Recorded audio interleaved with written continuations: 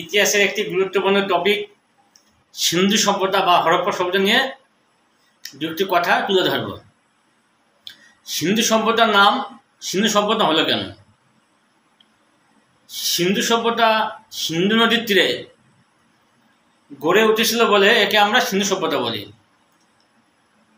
আবার হরপ্পা সভ্যতা কেন বলি? হরপ্পা সভ্যতা এই কারণে বলি যে হরপ্পায় মাটির নিচে খনন কার্যের ফলে ঐতিহাসিকরা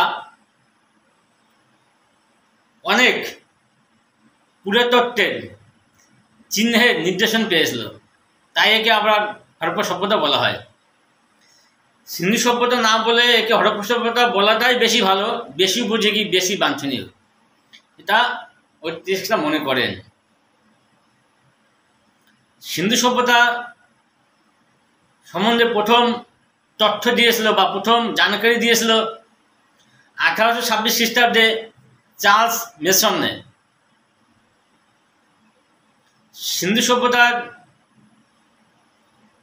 সময়কাল আমরা জানতে পারি রেডিও কার্বন 14 মাধ্যমে। সিন্ধু সভ্যতার সময়কাল আমরা ধরে নিতে পারি 2400 খ্রিস্টপূর্বাব্দ থেকে 1700 খ্রিস্টপূর্বাব্দ পর্যন্ত।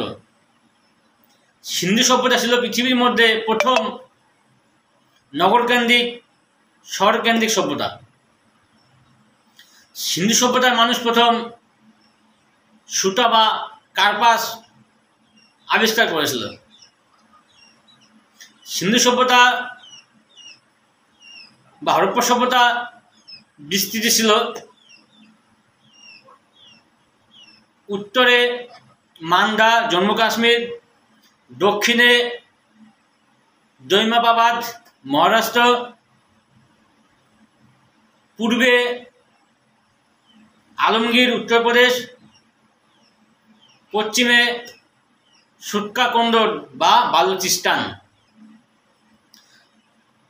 সিন্ধু সভ্যতার আকার ছিল অনেকটা ত্রিভুজ আকার। সিন্ধু সভ্যতার সমাজ ব্যবস্থা কেমন ছিল? সিন্ধু সভ্যতার সমাজ ব্যবস্থা ছিল মাতৃতান্ত্রিক। সিন্ধু সভ্যতার সমাজকে আমরা মূলত 4 ভাগে ভাগ করতে পারি। প্রথম ভাগ হচ্ছে বিদ্বানবর্গ, দ্বিতীয় যোদ্ধাবর্গ, তৃতীয় ব্যবসায়ী ও শিল্পীবর্গ, চতুর্থ হচ্ছে শ্রমিকবর্গ।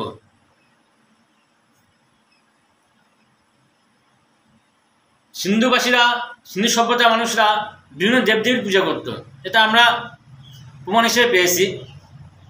আদি শিবে পূজা করত, হিন্দুদের স্বস্তিক চিহ্ন, ওটা আমরা সিন্ধু সভ্যতা থেকে পেয়েছিলাম যে এটাও পূজা করত।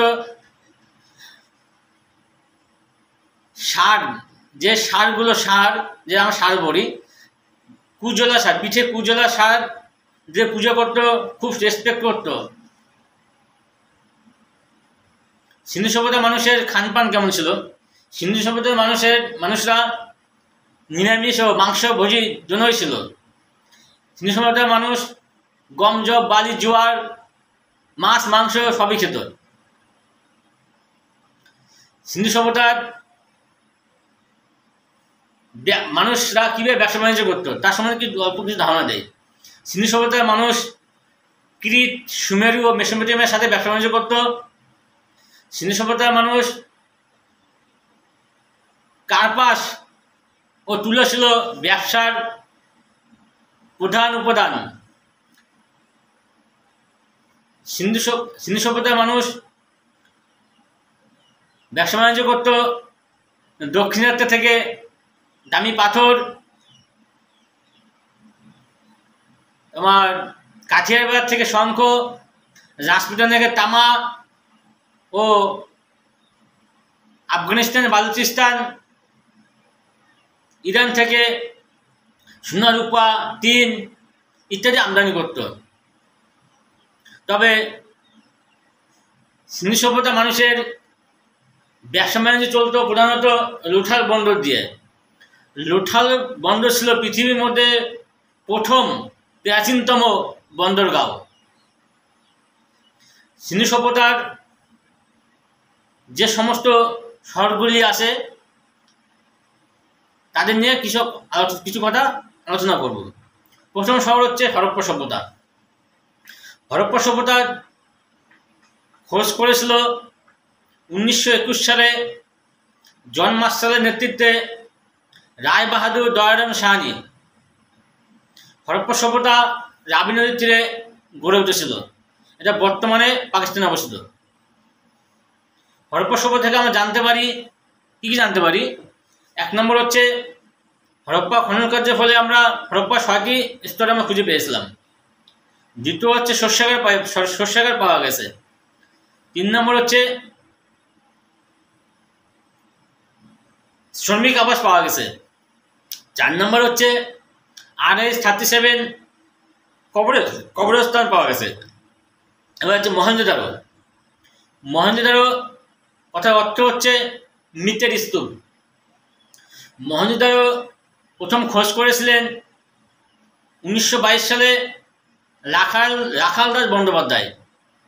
মহেঞ্জোদারো সিন্ধু নদীর তীরে অবস্থিত। বর্তমানে তা পাকিস্তানে অবস্থিত। মহেঞ্জোদারো থেকে আমরা কী জানতে পারি?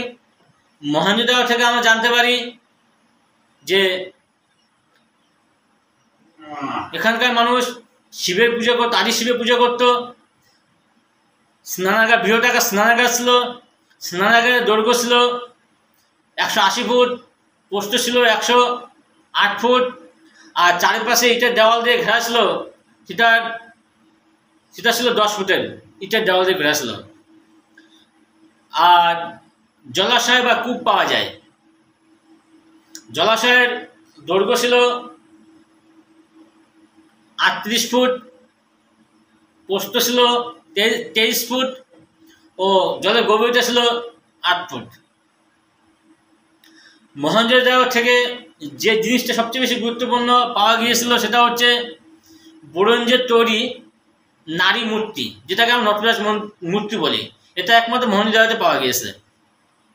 মহেঞ্জোদারোর পর চানুদারো একটি শহর, অন্যতম শহর। চানুদারো খোঁজ করেছিলেন গোপাল মজুমদার। চানুদারো সিন্ধু নদীর তীরে অবস্থিত। বর্তমানে এটা পাকিস্তানে অবস্থিত। চানুদারো ছিল সিন্ধু সভ্যতার একমাত্র শহর, যেটা ছিল দুর্গ রহিত ও ঔদ্যোগিক শহর। চানুদারো থেকে আমরা জানতে পারি মেয়েদের কিছু জিনিস ব্যবহার করে সে জানতে পারি, যেমন লিপস্টিক, সীসা, কুত্তা ও বিড়ালের পায়ের ছাপ আমরা পেয়ে থাকি। এবার চানুদারোর পরে হচ্ছে তোমার রূপার। রূপারের খোঁজ করেছিল জগদত্ত শর্মা। রূপার অবস্থিত বর্তমানে পাঞ্জাবের সটলুজ নদীর তীরে। রূপার থেকে আমরা জানতে পারি যে কুকুর ও মানুষ যখন মারা যেত তখন তাদের কবরের মধ্যে কবর দেওয়া হতো, এটা আমরা জানতে পারি। তারপরে হচ্ছে কালীবাঙ্গান শহর। কালীবাঙ্গানের খোঁজ করেছিলেন BK থাপ্পর ও বিবি লাল। কালীবাঙ্গান অবস্থিত রাজস্থানের ঘরাঘরা নদীর তীরে। কালীবাঙ্গান থেকে আমরা জানতে পারি 1 নম্বর হচ্ছে চুরির কথা আমরা চুরি মেয়েরা যে চুরি, সে চুরির কথা জানতে পারি। আমরা যে জমিতে চাষ করি গরু দিয়ে, সেটা ওখান থেকে প্রমাণ পাওয়া যায়। 3 নম্বর হচ্ছে অলঙ্কিত ইট। 4 নম্বর হচ্ছে আমরা পুজো করার সময় যে যজ্ঞ করি হাবন কুণ্ড, ওটার কথা আমরা জানতে পারি। তারপর হচ্ছে তোমার ধৌলাবিরা খোঁজ করেছিলেন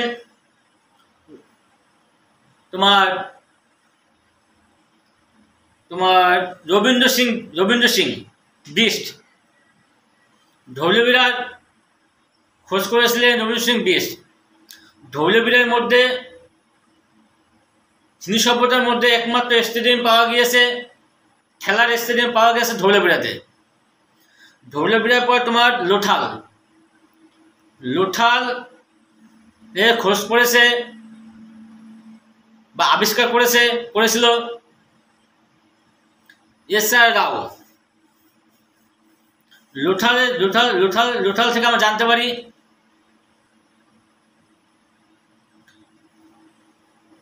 পৃথিবীর মধ্যে সবথেকে প্রাচীনতম বন্দর হচ্ছে লোথাল শহরের যে বাড়িগুলি তৈরি হতো সেটা ছিল সিন্ধু সভ্যতা হরপ্পা সভ্যতার বিপরীত। যেমন লোথাল শহরের বাড়িগুলির মুখ্য দরজাগুলি খোলা থাকতো মেন রাস্তার দিকে। এবার হচ্ছে সুটকোট্টার আবিষ্কার করেছিলেন বা খোঁজ করেছিলেন জগবতী যোশী। সুটকোট্টা বর্তমানে গুজরাট অবস্থিত। এই সুটকোট্টা থেকে আমরা জানতে পারি যে ঘোড়ার হাড়ের অস্তিত্ব পাওয়া গিয়েছে। এখান থেকে আমরা জানতে পারি যে